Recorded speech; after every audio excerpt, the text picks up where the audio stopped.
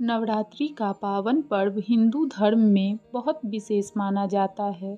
इस साल नवरात्रि 15 अक्टूबर से शुरू हुई और 23 अक्टूबर को समाप्त होगी। नवरात्रि में भक्त 9 दिनों में माता के 9 स्वरूपों की पूजा अर्चना करते हैं और इनके आशीर्वाद की कामना करते हैं। कहा जाता है कि माता के हर स्वरूप का अलग अलग महत्व होता है। इसके साथ ही नवरात्रि में विधि विधान से माँ दुर्गा की पूजा और छोटी छोटी कन्याओं को भोजन कराने का भी काफ़ी महत्व है। इससे माँ जल्दी प्रसन्न होती है और भक्तों की मनोकामना पूर्ण करती है। मान्यताओं के अनुसार छोटी छोटी कन्याएं माता का ही रूप मानी जाती है, इसलिए नवरात्रि के 9 दिनों या विशेषकर अष्टमी और नवमी के दिन कन्या भोजन करवाया जाता है। कन्या भोजन में माता की पसंद के पकवान बनाए जाते हैं, लेकिन कुछ ऐसी भी चीज़ें हैं जो माता को बिल्कुल पसंद नहीं।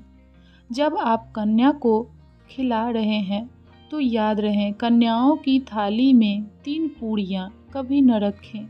3 पूड़ियाँ तथा 3 रोटियाँ मरने वाले व्यक्ति के लिए निकाली जाती है और जेल में कैदियों को दी जाती है।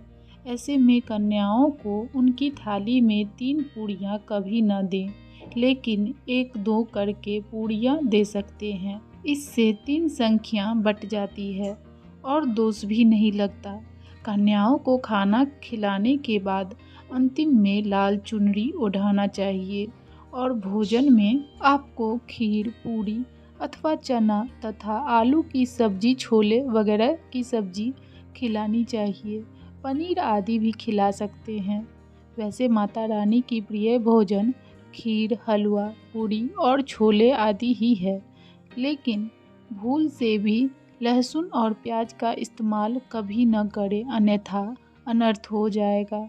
अक्सर लोग कन्याओं को कुरकुरे का पैकेट, चिप्स वगैरह का पैकेट देते हैं, जो कि घोर अनर्थ माना जाता है, क्योंकि इसमें लहसुन प्याज का इस्तेमाल होता है, जिसके कारण आपका व्रत खंडित हो सकता है। माँ दुर्गा क्रोधित हो सकती है।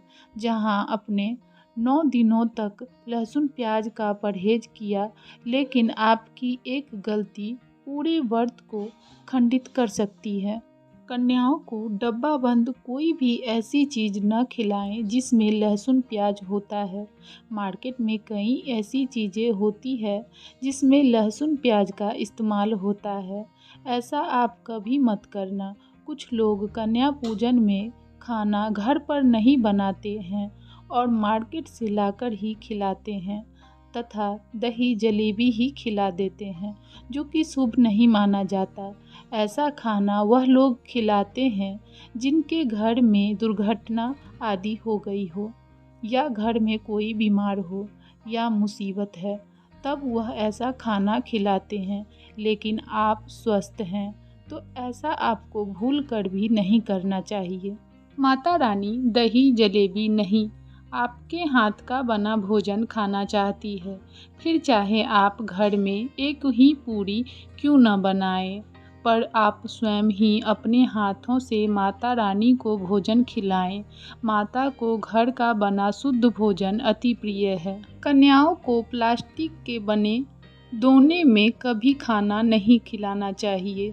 ऐसे बर्तन पूजा पाठ के लिए शुभ नहीं, अशुभ होते हैं। कन्याओं को हमेशा स्टील के बर्तन या फिर पत्रों के बर्तन में ही भोजन कराना बहुत ही शुभ माना जाता है। केले के पत्ते में भोजन कराते हैं तो माता अभय वरदान प्रदान करती है। साथ ही कन्या पूजन के दिन कन्याओं को कोई भी खट्टी चीज़ नहीं खिलानी चाहिए। बात करें कन्या पूजन की विधि के बारे में, तो कन्या पूजन में 9 कन्याएं और 1 लंगूर यानी 1 लड़के को भोजन करवाना चाहिए। सबसे पहले कन्याओं और लड़के को पैरों को जल से धोएं और उन्हें आसन पर बिठाएं। इसके बाद उनको तिलक लगाएं, आरती करें और माता को भोग लगाने के बाद कन्याओं को श्रद्धापूर्वक भोजन कराएं। कन्याएं जब भोजन कर ले तो फिर उन्हें प्रसाद के रूप में फल दें और अपने समर्थ के अनुसार दक्षिणा दें।